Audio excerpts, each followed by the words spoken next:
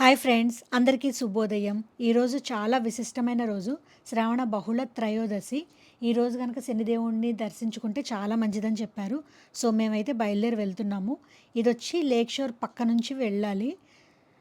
మన మ్యాప్ వచ్చి డిస్క్రిప్షన్లో పెడతాను. మనమైతే టెంపుల్ రీచ్ అయ్యాము. ఇక్కడ పార్కింగ్ అయితే కనుక ఎటువంటి ఇబ్బంది లేదు. 2 వీలర్ పార్కింగ్, 4 వీలర్ పార్కింగ్ అన్నీ ఇక్కడ పార్క్ చేసుకోవచ్చు. ఈ టెంపుల్ చూస్తే సేమ్ మనకి శనిసింగనాపూర్లో ఎలా ఉంటుందో అలానే అనిపిస్తుంది. దేవుణ్ణి తాకి గనక తైలాభిషేకం చేయాలంటే గనక మనం ఇక్కడ షవరు అన్నీ కనిపిస్తున్నాయి కదా, అక్కడే నల్ల లుంగి అవి కూడా ఉంటాయి. మన బట్టలు అక్కడ ఒక పక్కన పెట్టేసుకొని వాళ్ళు ఇచ్చే లుంగీలు కట్టుకొని స్నానం చేసేసుకొని దేవుడి దర్శనానికి వెళ్ళిపోవచ్చు. ఎటువంటి డబ్బులు తీసుకోరు, అంతా ఫ్రీ అనమాట. పూజ సామాగ్రి కూడా మనకు కావాలి అంటే కనుక ఎక్కడి నుంచి తెచ్చే పని లేదు. ఇక్కడే అన్ని సమస్తం దొరుకుతాయి. సింధూరము, మన నువ్వుల నూనె, నువ్వులు అన్నీ కూడా ఉంటాయి మాలతో సహా. ఇక్కడ కౌంటర్ వచ్చేసి వచ్చిన భక్తులకి ప్రసాదాలు అయితే పంచుతున్నారు, ట్రస్ట్ తరపున అనుకుంటా.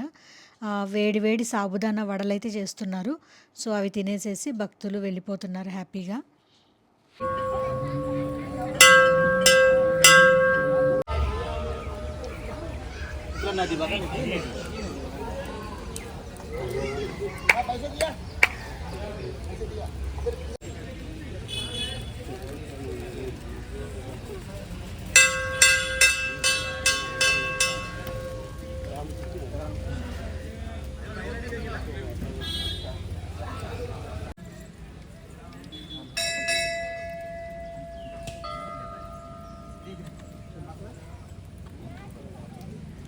అందరూ కంపల్సరీగా తడి బట్టలతోనే వెళ్ళాలంటే కొంతమంది వెళ్ళరు.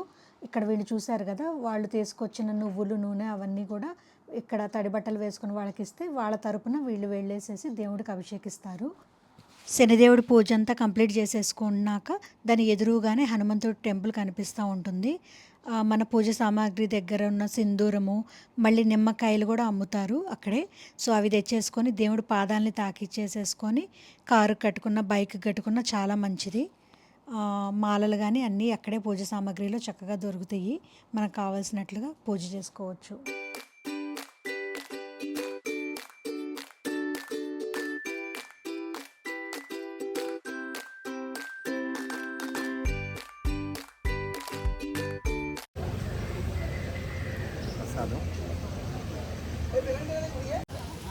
మందిరం ప్రాంగణంలోనే ఒక చిన్న హోటల్ లాగా మనకు కనిపిస్తూ ఉంటుంది.